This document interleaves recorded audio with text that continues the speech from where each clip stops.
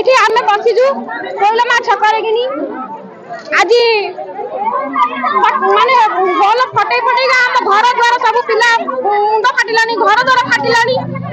ଆଜି ଶୁଣୁନାହାନ୍ତି କେହି, ମାନେ ସମସ୍ତଙ୍କୁ କୁହା ସରିଲାଣି, ସମସ୍ତଙ୍କୁ ଲେଖା ଲେଖି କରା ସରିଲାଣି, ସବୁ ମାନେ ଏମିତି ମିଟିଂ ସବୁ ସରିଲାଣି, କେହି ଶୁଣୁନାହାନ୍ତି। 4 ଦିନ ବନ୍ଦ କରିଦଉଛନ୍ତି, ଆଉ ଥରେ ପୁଣି ଆସିକି ଫୁଟ ହଉଛନ୍ତି। କଲେଜରେ ଯେତେବେଳେ ଆଜି ଦେଖା ନାହିଁ, ମାନେ ଗୋଟେ ସରପଞ୍ଚ ହେଇଛି ଦେଖା ନାହିଁ, ପଛରେ ଫୁଟଉଛନ୍ତି, ହଲ ଫୁଟଉଛନ୍ତି, ମାନେ ଫୁଟିକି ମୁଣ୍ଡ ଦିଅ କାହାର ଫାଟିଲାଣି, କାହାର ମାନେ ସବୁ ହେଲାଣି। ଆଜି ଆମକୁ ଏଠି ବସିଛୁ, କେତେ ଗୁଣ୍ଡା କେତେ କଣ ପଠେଇକି ଆମକୁ ଗୋଟେ ମାନେ ବହୁତ ଭାଷାରେ ସଦାବେଦା କଲେଣି, ବହୁତ ସଦାବେଦା କଲେଣି ଆମକୁ ଏଠି ବସିକି।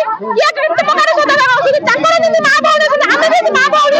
ଆଜି ରାସ୍ତା ରୋକ ଜମା ବି ସେ ଶୁଣୁନାହାନ୍ତି, ମାନେ ରାସ୍ତା ରୋକ ମାନେ କରୁଛନ୍ତି, ଜମା ବି ଶୁଣୁନାହାନ୍ତି। ନା ଉଠି ପଡା, ଆମେ ସମାଧାନ କରିବୁ, ଆମେ ସମାଧାନ ଆମେ ଏଇଟାକୁ ଯେପର୍ଯ୍ୟନ୍ତ ନ ବନ୍ଦ ହଉଛି ଆମେ ଏଇଠୁ ଜମା ବି ଉଠିବୁନି। ଛପରି କୋଇଲିବା ଚାରିର ଆମର ବ୍ଲାକ୍ ଷ୍ଟୋନ୍ ସୋର୍ସକୁ ନେଇକି ସେ ବ୍ଲାଷ୍ଟିଂ କିଛି ସେଥିରେ ଇରେଗୁଲାରିଟି ହେଇଛି ବୋଲି ଲୋକମାନେ ଡିମାଣ୍ଡ କରି ରାସ୍ତା ରୋକ କରୁଛନ୍ତି।